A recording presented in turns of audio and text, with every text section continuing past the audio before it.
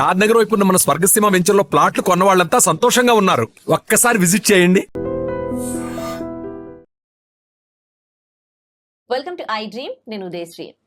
ఎవరికి వాళ్ళకి self attitude ఉంటుంది, సెల్ఫ్ ఒక క్యారెక్టర్ అనేది ఉంటుంది. కానీ మనము మన నిత్య జీవితంలో మనం వర్క్ చేసే చోట, లేకపోతే మన రిలేటివ్స్ కావచ్చు, స్నేహితులు కావచ్చు, డిఫరెంట్ పీపుల్ని మనం మీట్ అవుతూ ఉంటాం.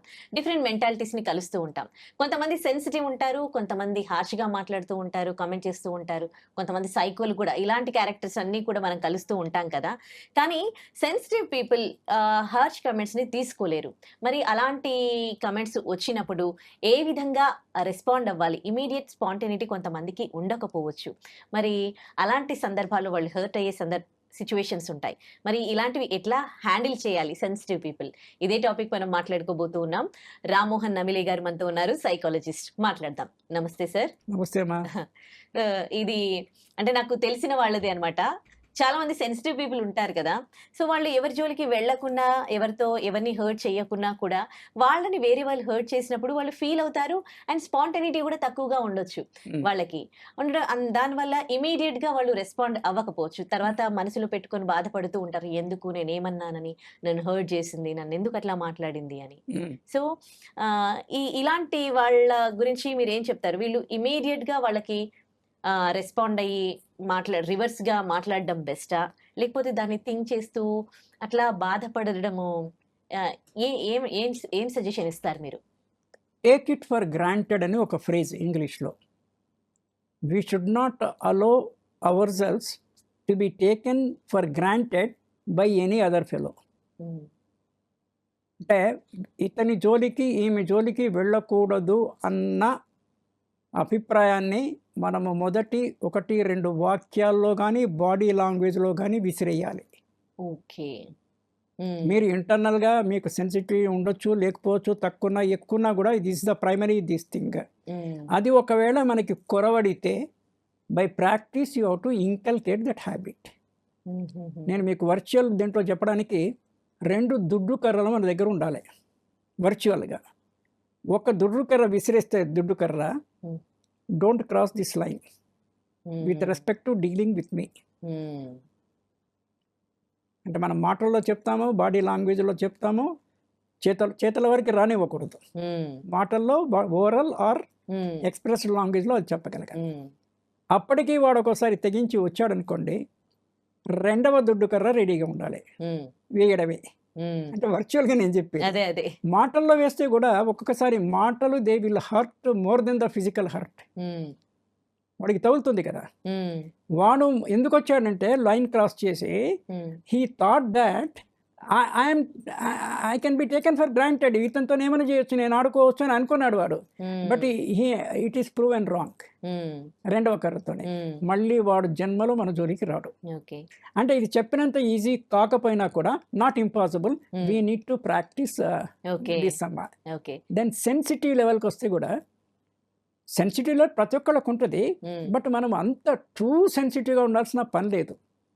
ఎవరైనా మనల్ని ఏమన్నా అంటున్నా అనుకోండి, డైరెక్ట్గా మన కేసి చూసి కానీ మనకి వినిపించేట్టు అంటాడు, కానీ మన వైపు చూడడు. You ignore it, number 1. కానీ వాడు ఫేస్ టు ఫేస్లో కనుక ఎట్లా ఏమన్నా చేస్తే కనుక, నేను ఇందాక చెప్పిన దుడ్డుకరల ప్రయోగం, you ignore. Okay. Silence is more powerful than the word అంటారు కదా. అబ్సల్యూట్లీ అమ్మా. Silence is much powerful than the sound. Silence సౌండ్లో చూస్తే, అంటే సైలెన్స్ అంటే ఎట్లా, ఒక తీక్షణంగా ఒక చూపు చూస్తే కూడా వణుకు పుట్టాలి వేరే వాడికి. You don't have to speak at all. That is what is body language, facial expression. కానీ ఇవన్నీ సెల్ఫ్ డిఫెన్స్ స్కిల్స్ కింద పేరెంట్స్ పిల్లలకి చెప్పాలి. అప్ టు 8-10 years లోపల మనం బ్యాడ్ టచ్, గుడ్ టచ్ ఇవన్నీ మాట్లాడుతున్నాం కదా, ఇవన్నీ చెప్తున్న పద్ధతిలో. ఒక ఏజ్ వచ్చిన తర్వాత వాళ్ళకి వాళ్ళు ఇంప్రూవ్ చేసుకోవాలి. అది కొంతమంది టిమిడ్గా ఉంటారు, they are different types of people, చాలా handicapped physically, so many things are there. కానీ ఉన్నదాన్ని మనం కొంచెం పటిష్టం చేసుకోవాలా. ఓకే. ఇంకో కైండ్ ఆఫ్ మెంటాలిటీస్ నేను చెప్తాను. అంటే మనకి ఒక పెయిన్ గురించి తెలిసినప్పుడు మనం ఆ పెయిన్ వేరే వాళ్ళకి ఇవ్వం. అవును. మంచి మనుషులైతే. డెఫినెట్ గా. కానీ చాలా మంది ఎట్లా ఉంటారు అంటే ఎదుటి వాళ్ళని పోక్ చేయడము, అవును. హర్ట్ చేయడము, అవును. గట్టిగా కొట్టడము, ఉమ్, ఇలాంటివి చేస్తూ ఉంటారు. Um, when they know that how pain it is, um. How much pain it is, painful thing it is, word even, అది దెబ్బ కావచ్చు, మాట కావచ్చు, వేరే వాళ్ళని చేయలేము. అంటే అలా చేస్తున్నారంటే వాళ్ళని సైకోలు అనుకోవాలా, వాళ్ళని ఏ విధంగా అనుకోవాలి? ఇప్పుడు సైకాలజీలో నుంచి వచ్చిన పదమే సైకో. అంటే ఆ. ఎక్స్ట్రీమ్ గా ఉంటే we use that word psycho అనేసి.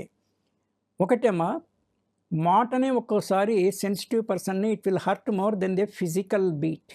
ఫిజికల్ బీట్ అయింది కాసేపు పెయిన్ అవుతుండొచ్చు, తర్వాత పోతుంది, అంతే కదా. It's only that is not the thing. కానీ దీనికన్నిటికీ రీజన్ ఏంటంటే any person should have control on themselves first, on their mind, on their thoughts. Control, self control అనేది ఉండాలి.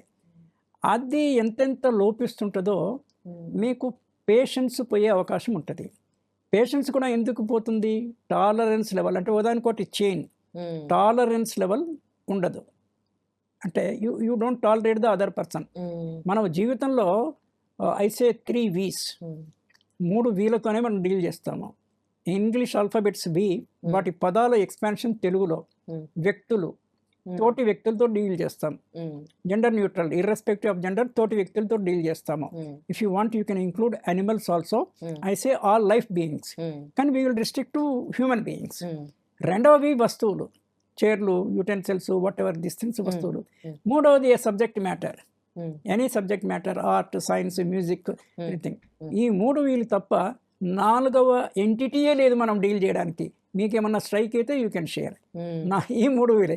ఈ 3 వీళ్ళల్లో మొదటి వ్యక్తులకి వాళ్ళకి మనకి కామనాలిటీ ఏంటంటే వాడికి ఆత్మ ఉంది, వాడికి ప్రాణం ఉంది, వాడికి చైతన్యం ఉంది. కాబట్టి it is very difficult to treat with them. వస్తువులకి ప్రాణం లేదు, అయినా మనకి వస్తువు మీద కూడా కోపం వచ్చి వస్తువును విసిరేస్తాం. ఎంత మేడకి వెళ్తామంటే వస్తువును కూడా కొడతాము. అరే దానికి తెలియదు, నువ్వు మిస్ హ్యాండిల్ చేసావు, అది కింద పడింది, ఆ కింద పడింది అది తీసి మళ్ళీ ఇంకోసారి ఎత్తేస్తావు. You are exhibiting your angry on a lifeless object.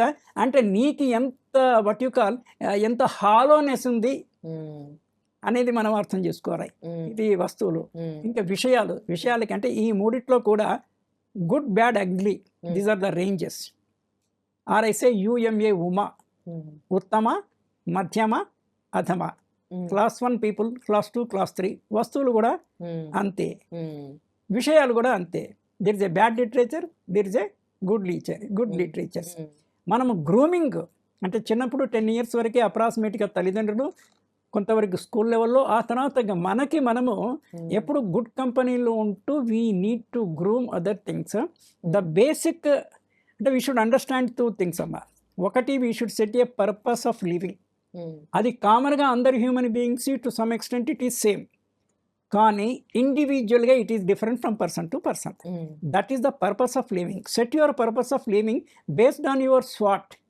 నీకున్న లోపల ఇంటెలిజెన్స్, ఎనర్జీ, మీ స్తోమతను బట్టి యూ సెట్ ఏ పర్పస్.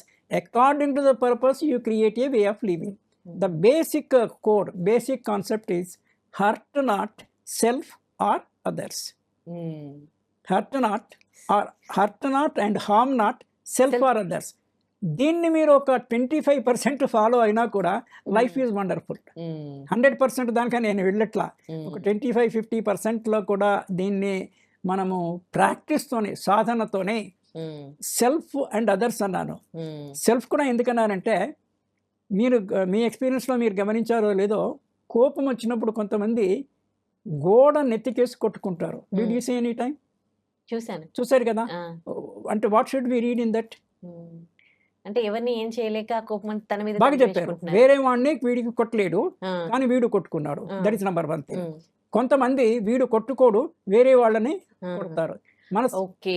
మన సమాజంలో వైఫ్ బీటింగ్ హస్బెండ్స్ చాలా మంది ఉన్నారు. మీరు కూడా గమనించుంటారు, either directly or indirectly. Why? అంటే వాడి కోపం అంతా చూపిస్తూ ఉన్నాడు, చూపించడానికి ఒక తనకి తక్కువగా కనిపిస్తుంది. కానీ రెండో వాడు బెటర్. మన ఫస్ట్ అనుకున్నవాడు బెటర్ కదా. వాడు హీజ్ సెల్ఫ్ హార్మింగ్. నేను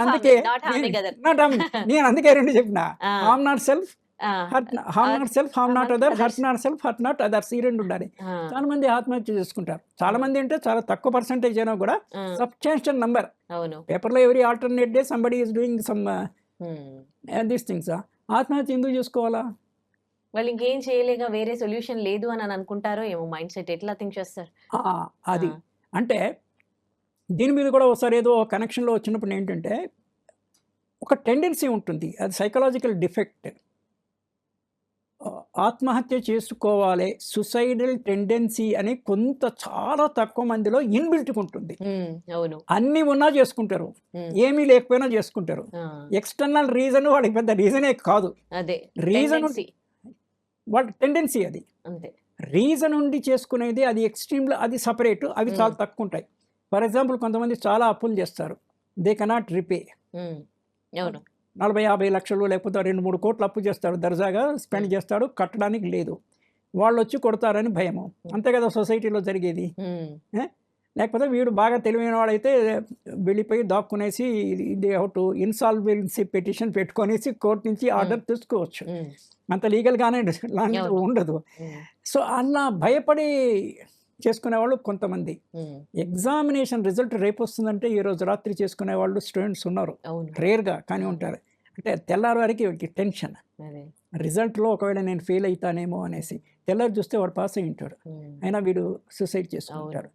ఈ సొసైడల్ టెండెన్సీ ఎవరన్నా మన ఫ్యామిలీలో ఉంటే ఫ్యామిలీ మెంబర్స్ కేర్ఫుల్గా వాళ్ళని గార్డు చేయడం ఒకటి. రెండవది అంటే వీళ్ళ నుంచి థ్రెట్ ఉండొద్దు, నేను ఫెయిల్ అయితే డాడీ తిడతాడు, అమ్మ తిడుతుంది అనేది అది ఉండొద్దు. ఆ సెక్యూరిటీ వాళ్ళు ప్రొవైడ్ చేయాలి.